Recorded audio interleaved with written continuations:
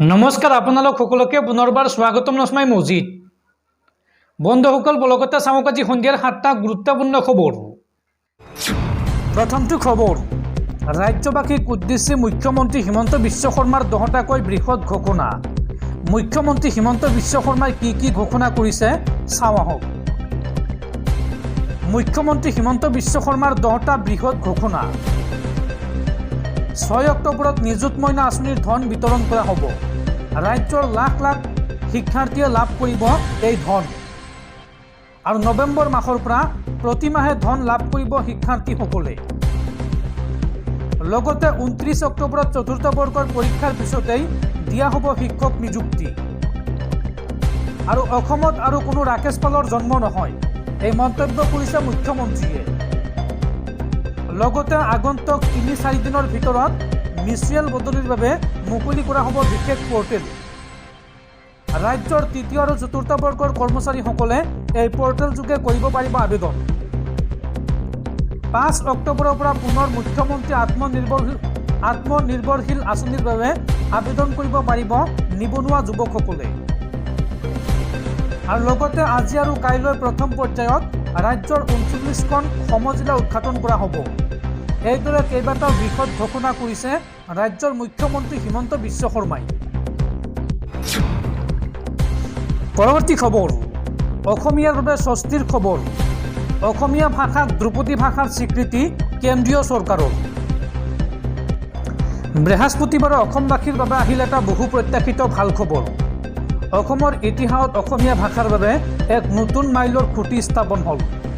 অসমীয়া ভাষাক ধ্ৰুপদী ভাষাৰ মৰ্যাদা প্ৰদানত কেন্দ্ৰীয় কেবিনেটে অনুমোদন জনালে। অসমীয়াৰ লগতে দেশৰ 5টা ভাষাক কেন্দ্ৰীয় কেবিনেটে ধ্ৰুপদী ভাষাৰ স্বীকৃতি প্ৰদান কৰিলে।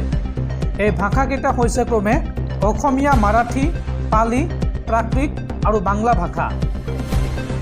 ইয়াৰ পূৰ্বে দেশৰ 6টা ভাষাক ধ্ৰুপদী ভাষাৰ মৰ্যাদা প্ৰদান কৰা হৈছিল। পূৰ্বে স্বীকৃতিপ্ৰাপ্ত ভাৰতৰ ধ্ৰুপদী ভাষাকেইটা হৈছে ক্ৰমে তামিল, সংস্কৃত, কানাডা, তেলেগু, মালায়ালম আৰু উৰিষ্যা। আৰু এতিয়াৰ পৰা ভাৰতৰ ধ্ৰুপদী ভাষাৰ স্বীকৃতি পোৱা ভাষাৰ সংখ্যা হ'ল মুঠ 11টা। উল্লেখযোগ্য যে 2021 চনত অসম সাহিত্য সভাৰ প্ৰাক্তন সভাপতি কুলধৰ শইকীয়াৰ উদ্যোগত প্ৰস্তুত কৰা 394 পৃষ্ঠাৰ প্ৰতিবেদনৰ ভিত্তিত তথা আন বহু লোকৰ আশাসুধীয়া প্ৰচেষ্টাত অসমীয়া ভাষাই এই মৰ্যাদা লাভ কৰিলে। এতিয়া অসমীয়া ভাষা 1500 বছৰৰ আগৰ এক সমৃদ্ধ তথা স্বকীয় ভাষা হিচাপে স্বীকৃত হ'ল। পৰৱৰ্তী খবৰ, মধ্যপ্ৰাচ্যৰ যুদ্ধই লৈছে ভয়ংকৰ ৰূপ। ইজৰাইলক জোকাই লৈ এইবাৰ বিপদত হিজবুল্লাহ। হিজবুল্লাৰ ঘাটি বিচাৰি আক্ৰমণ চলাইছে ইজৰাইলে। আৰু ইজৰাইলৰ আক্ৰমণত মৃত্যু হৈছে নাছৰুল্লাহৰ উত্তৰাধিকাৰী হাছিম ছফিউদ্দিনৰ। অৰ্থাৎ হিজবুল্লাৰ নতুন মুৰব্বী হাছিম ছফিউদ্দিনৰ মৃত্যু হৈছে। ইজৰাইলক জোকাই লৈ বিপদত হিজবুল্লাহ।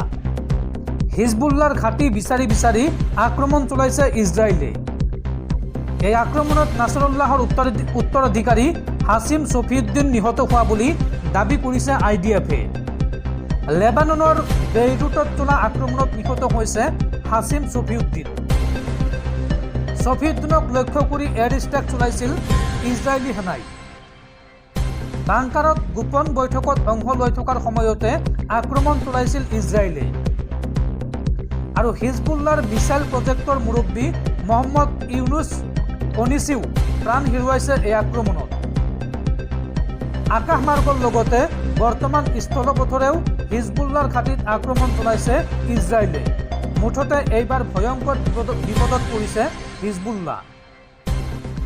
দৰ্শকসকল, আৰু বহুতো গুৰুত্বপূৰ্ণ খবৰ আছে।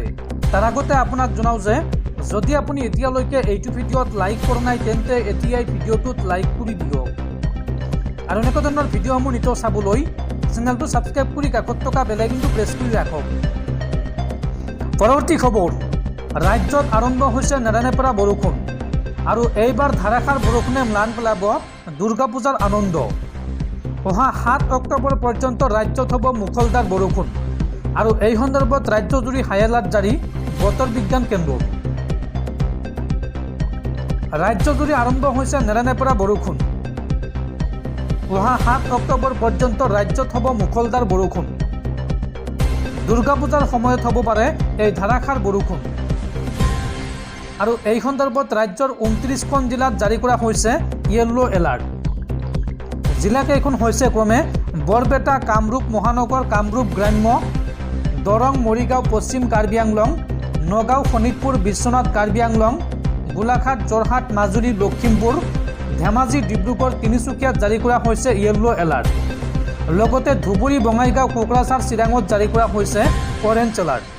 ভাৰতীয় বতৰ বিজ্ঞান কেন্দ্ৰৰ তথ্য অনুসৰি এই জিলাকেইখনত আগন্তুক 7 অক্টোবৰলৈ ধাৰাসাৰ বৰষুণৰ সম্ভাৱনা আছে। পৰৱৰ্তী খবৰ, দেশত সংঘটিত হৈছে আন এক ভয়ংকৰ ঘটনা। ঘৰত প্ৰৱেশ কৰি পৰিয়ালৰ 4 সদস্যক গুলীয়াই হত্যা দুৰ্বৃত্তৰ। ঘটনাৰ বলি হৈছে দলিত শিক্ষক, পত্নী আৰু 2 কন্যা। উত্তৰ প্ৰদেশৰ আমেথীৰ ভৱানী নগৰৰ এগৰাকী দলিত শিক্ষকৰ ঘৰত হঠাৎ প্ৰৱেশ কৰে একাংশ দুষ্কৃতিকাৰী আৰু তাৰ পিছত গুলীয়াই হত্যা কৰে শিক্ষকজনৰ লগতে তেওঁৰ পত্নী আৰু 2গৰাকী কন্যাক। এই সমগ্ৰ ঘটনা বৃহস্পতিবাৰে আৰক্ষীৰ প্ৰায় সন্মুখতে সংঘটিত হয়। জানিব পৰা মতে মৃত শিক্ষক সুনীল কুমাৰ, তেওঁৰ পত্নী পুনম আৰু 6 আৰু 1 বছৰ বয়সৰ 2 শিশু কন্যাক দুষ্কৃতিকাৰীয়ে গুলীয়াই হত্যা কৰে। জানিব পৰা মতে ভৱানী নগৰত এখন মেলাৰ বাবে অঞ্চলটোত কটকটীয়া নিৰাপত্তাৰে ঘেৰি ৰখা হৈছিল। কিন্তু তাৰ মাজতে সংঘটিত এনে ঘটনাই প্ৰশ্ন উত্থাপন কৰিছে। আৰক্ষীৰ সূত্ৰৰ পৰা জানিব পৰা মতে মৃত শিক্ষকজন ভৱানী নগৰৰ এটা ভাড়াঘৰত বাস কৰিছিল। কিছুদিন পূৰ্বে তেওঁৰ পত্নীয়ে প্ৰাণহানি আৰু যৌন নিৰ্যাতনৰ আশংকাত থানাত এজাহাৰ দাখিল কৰিছিল আৰু তাৰ পিছতে বৃহস্পতিবাৰে এই আক্ৰমণৰ ঘটনা সংঘটিত হয়। আৰক্ষীয়ে জনোৱা মতে মূল 4 অভিযুক্ত বৰ্তমান পলাতক। ঘটনাস্থলীৰ পৰা উদ্ধাৰ কৰা হৈছে 4টা গুলীৰ খোলা আৰু এটা কাৰ্টিজ। ঘটনাক লৈ উত্তৰ প্ৰদেশত বিয়পি পৰিছে চাঞ্চল্য। আৰু ইপিনে এই সন্দৰ্ভত বিৰোধীয়ে আইন শৃংখলাক লৈ প্ৰশ্ন উত্থাপন কৰিছে। অনুসূচিত জাতি, অনুসূচিত জনজাতি আইনৰ অধীনত অভিযুক্তৰ বিৰুদ্ধে গোচৰ ৰুজু কৰা হৈছে। মুখ্যমন্ত্ৰী যোগী আদিত্যনাথে এক বিবৃতিত এই সন্দৰ্ভত কয় যে দোষীক শীঘ্ৰেই শাস্তি প্ৰদান কৰা হ'ব। পৰৱৰ্তী খবৰ, বেংকৰ গ্ৰাহকলৈ জৰুৰী খবৰ। অহা 15 অক্টোবৰৰ পৰা বেংকৰ সকলো গ্ৰাহকৰ বাবে নতুন নিয়ম বলবৎ হ'ব।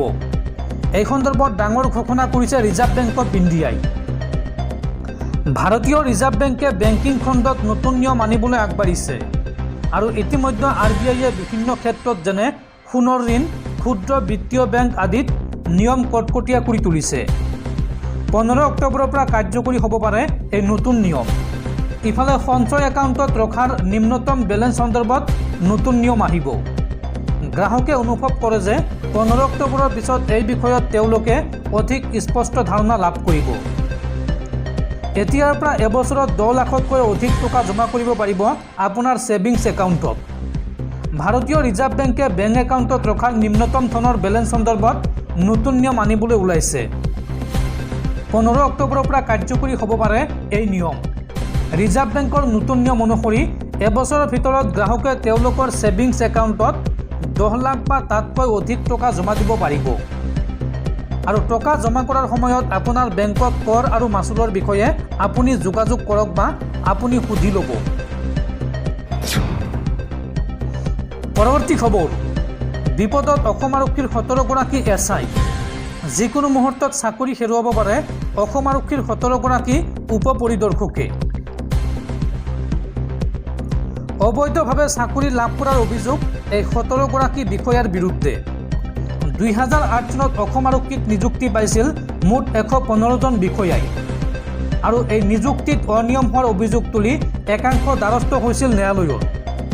উচ্চ ন্যায়ালয়ে নিযুক্তিৰ তালিকা পুনৰ প্ৰকাশৰ নিৰ্দেশ দিছিল চৰকাৰক আৰু ন্যায়ালয়ৰ নিৰ্দেশৰ ভিত্তিত 2017 চনত তদন্ত কমিটি গঠন কৰিছিল চৰকাৰে। এই কমিটিৰ প্ৰতিবেদনত প্ৰমাণিত হৈছে 17গৰাকী বিষয়াই অনিয়মেৰে চাকৰি লোৱা বুলি। আৰু এতিয়া উচ্চ ন্যায়ালয়ৰ সিদ্ধান্তৰ ওপৰতে নিৰ্ভৰ কৰিব এইসকল বিষয়াৰ ভাগ্য। এই আছাইসকলৰ চাকৰি থাকিবনে নাই সেয়া সিদ্ধান্ত ল'ব উচ্চ ন্যায়ালয়ে। পৰৱৰ্তী খবৰ, দেশৰ লাখ লাখ কৃষকলৈ ভাল খবৰ। দুৰ্গা পূজাৰ প্ৰাকক্ষণত কৃষকসকলক ভাল খবৰ দিলে মোদী চৰকাৰে। কাইলৈ কৃষকৰ বেংক একাউণ্টত সোমাব PM কিষাণ সন্মান নিধিৰ 18 নম্বৰ কিস্তিৰ ধন। PM কিষাণ সন্মান নিধিৰ 18 নম্বৰ কিস্তিক লৈ আহিল ভাল খবৰ। 5 অক্টোবৰ অৰ্থাৎ কাইলৈ কৃষকে লাভ কৰিব PM কিষাণ সন্মান নিধিৰ 18 নম্বৰ কিস্তিৰ ধন। 18 নম্বৰ কিস্তিৰ 2000 টকা কৃষকৰ বেংক একাউণ্টত সোমাব কাইলৈ। আৰু ইতিমধ্যে কৃষকৰ বেংক একাউণ্টত সোমাইছে 17 নম্বৰ কিস্তিৰ 2000কৈ টকা। হিতাধিকাৰী বেংক একাউণ্টত পোনপটীয়াকৈ সোমাব এই ধনৰাশি।